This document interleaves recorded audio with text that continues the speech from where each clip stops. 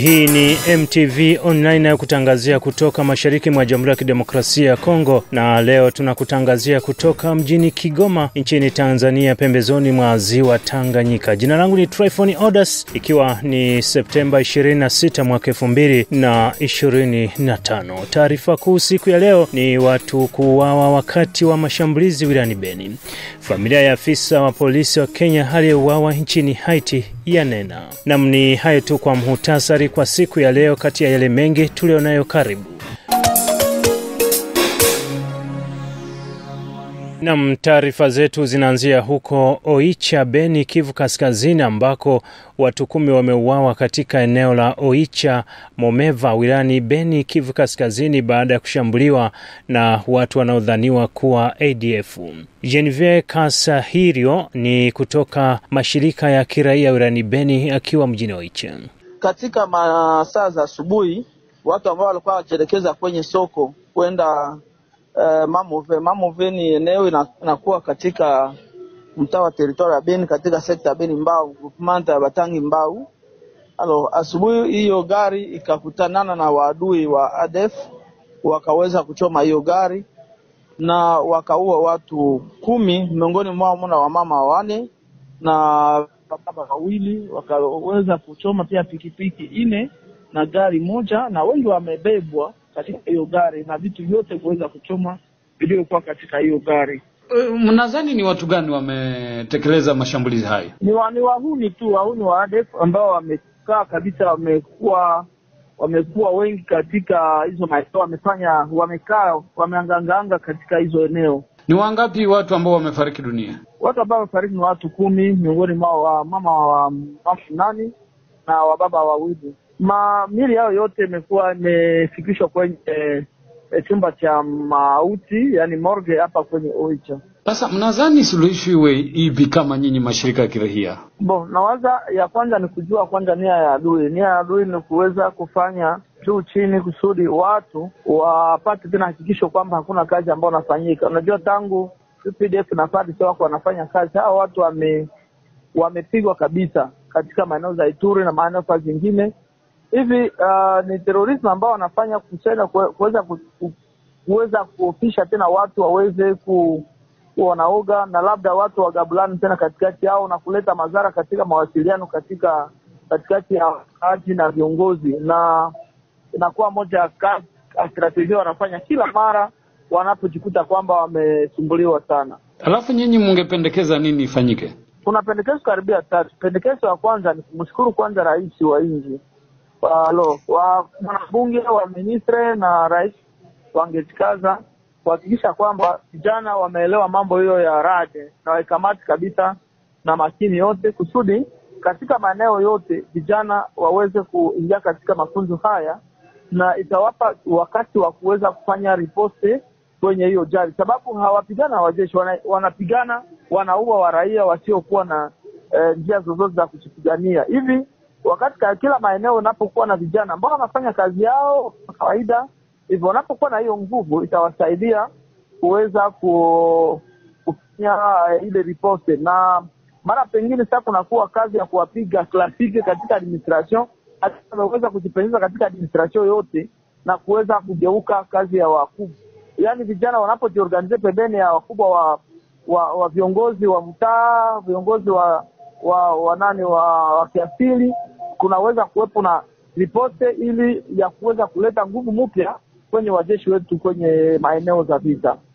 Pili ni kufanya juu chini wajasusi hao ambao wanaohusika na rasilimali waweze kuwapa njia zote na mamali na pesa na nguvu mingi na vifaa mingi sana, kusudi tujue namna gani adui anaongea anaongea, anazunguka, anatumikisha vyombo vyake katika maeneo. Tukate kabisa ile wa mawasiliano, sababu inawezekana anakuwa na uwezo wa kuweza kujipenyeza na kujua kabisa movement yote ya wajeshi, movement yote ya population, na inamfanya awe na hiyo nguvu afanya hivyo vita. Yani terrorism kitu kikubwa sana ni kuweza kuhakikisha kama uhusiano, yani security iko mzuri na watu wote wako bien engaged. Iko jambo ya pili. Ya tatu sasa ni hiyo ya kuweza kuwahimiza wakaaji waweze kujingia kwa kuweza kufanya uchunguzi wa kamili katika maeneo, sababu kila mara anaanza katika mjini na anajua maeneo ya mjini na anajua mwenendo wa watu wa mwingine. Kama nasi tunakuwa na ile ujuzi wa kuweza kumuelewa huyo adui, tutaweza kumaliza nguvu yake. Asante sana na pole sana. Asante. Na tukisalia huko Kivu Kaskazini, tunaungana na Abel Songo kutoka mjini Butembo. Wakazi wa kata Kivetia Matihihi, kata la Mangojipa katika sekta la Bapere wilayani Lubero wajia kwa msaada wahanga wa mauaji ya ADF Pantoyo Alhamisi 25 Septemba 2025. Mchango hiyo ambayo miongoni mwao ni nguo, vyombo vya kupikia na pesa vilikusanywa kutoka kwa wakazi wa kata Kivetia Matihihi kama alama ya kuomboleza na wahanga wa mauaji ya Ntoyo wiki mbili zilizopita, kama anavyoeleza hapa Auguste Luhavo, msemaji wa kamati ya kukusanya msaada huo. Inakusanywa sababu ya magumu yenyewe ilitupata kwa wandugu wetu Ndoyo. Hivi vitu tunavikusanya, saa yenyewe tunakusanya vitu kishakuwa kwa limoya, tunavipeleka Ndoyo kwa wale wandugu wetu wenyewe walipata mshiba Ndoyo. Tunaambia wakaaji wote wa Mangurejipa kulingana na mshiba yenyewe ilitupata Ndoyo, sisi wote tuungane mkono mkononi tuweze kusaidia wandugu wetu wa Ndoyo. Vrema kila mtu ajitahidi kuleta mchango wake. Wale waliopokea vitu hivi wanapatikana mahali Tiapanda, Mangurejipa, wakaaji wa Ndoyo kwenye walipokimbia. Wahanga waliotolewa awamu ya kwanza ya msaada huo wapongeza jitihada za wakaaji wenzao kwa ukarimu walioonyesha kwa kuwajia kwa msaada baada ya vitu vyao kuchomwa kwa moto na wapiganaji kutoka kundi la kigaidi la ADF. Kijana huyo mwenye umri wa miaka 16 aliyepata jeraha kwa kupigwa risasi ni miongoni mwa waliopata msaada. Aomba government ya DRC kukomesha ukosefu wa usalama Kivu Kaskazini. Mimi nilimeaka tu na nakimbia. Nilimeaka mrisasi. Napata dawa mambo. Anafanya mzuri.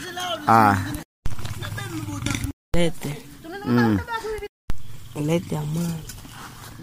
Tukumbuke kuwa msaada wa wakazi wa kata Kivetia umetolewa baada ya ahadi ya wabunge wa kitaifa ambao ulitarajiwa kutolewa kwa wahanga wa mauaji ya Ntoyo wilayani Lubero na ambao wilayani Beni, ahadi ambayo hadi sasa bado kutekelezwa na ujumbe wa mabunge. Wakazi hao wakiishi mazingira mabaya baada ya kushuhudia jumba zao kuchomwa kwa moto, wengine wakiuawa kwa mapanga na wengine kupigwa risasi. Upande mwingine, mapambano yakiripotika Alhamisi 25 Septemba 2023 kati ya muungano wa kijeshi FARDC na wanajeshi wa Uganda UPDF dhidi ya watu wenye silaha wanaozaniwa kuwa ni wapiganaji wa ADF kwenye misitu ya Fungula Macho na huko Kingi, vijiji vipatikanavyo kwenye eneo la Bareje sekta ya Bapere wilayani Lubero, Kivu Kaskazini. Duru zikisema kuwa mapambano haya yaliripotika baada ya mauaji ya watu 4 waliouawa katika shambulizi la watu wenye silaha wanaozaniwa kuwa ADF kwenye kijiji cha Kasanga. Kulingana na mtu mmoja aliyetoroka mikononi mwa wanyang'anyi, asema kuwa wapiganaji 8 walifariki upande wa ADF na wengine wengi kujeruhiwa kulingana na nyayo za damu zilizoonekana kwenye misitu. Na wakaaji wa maeneo haya ya Katanga Mukondo wakianza kukusanya vyakula vinavisivyo vyakula kama alama ya kuunga mkono jeshi la kitaifa linalokuwa katika msako dhidi ya wapiganaji wa ADF kwenye misitu ya Fungula Macho na huko Kingi kwenye misitu ya sekta ya Bapere takriban kilomita 10 na kijiji cha Maiba. Mimi ni Abel Tsongo, MTV. Na taarifa zetu kwa siku ya leo zinahitimishwa huko nchini Kenya, ambako familia ya afisa wa polisi wa Kenya aliyeuawa nchini Haiti imepokea taarifa rasmi za kifo chake kutoka kwa maafisa wa juu wa huduma ya taifa ya polisi. Afisa huyo alitangazwa kutoweka miezi 6 iliyopita. Dennis Chisaka kutoka Nairobi na ripoti zaidi.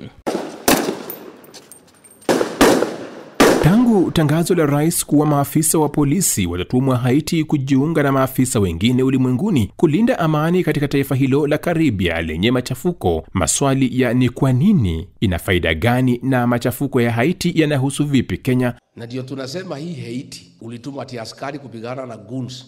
Wewe mwenyewe nchi yako umeweka goons ndio wanaumiza watu. Maswali ya utayari wa maafisa wa Kenya kuhudumu Haiti yalichochea hata wa Kenya na familia za maafisa hao kuwa na hofu. Kupotea kwa afisa Benedict Kabiru kuliibua wasiwasi zaidi miongoni mwa Wakenya.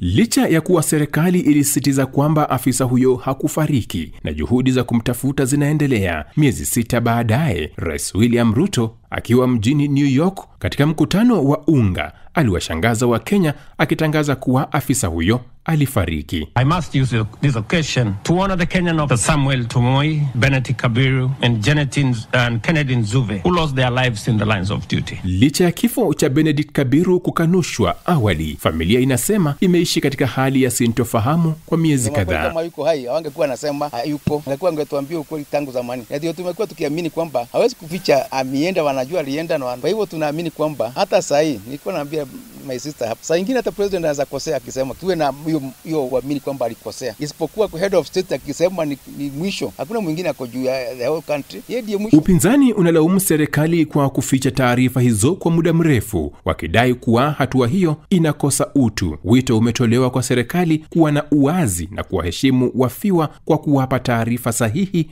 kwa wakati unaofaa. Dennis Chisaka, MTV Online, Nairobi. Nam, kwa ripoti hiyo ya Dennis Chisaka kutoka Nairobi, Kenya, ndo inatamatisha mkusanyiko wa taarifa zetu kwa siku ya leo. Mimi ni Tryphon Odas kutoka hapa mjini Kigoma nchini Tanzania, kando ya ziwa Tanganyika. Hadi wakati mwingine, asante na nikutakie wakati mwema.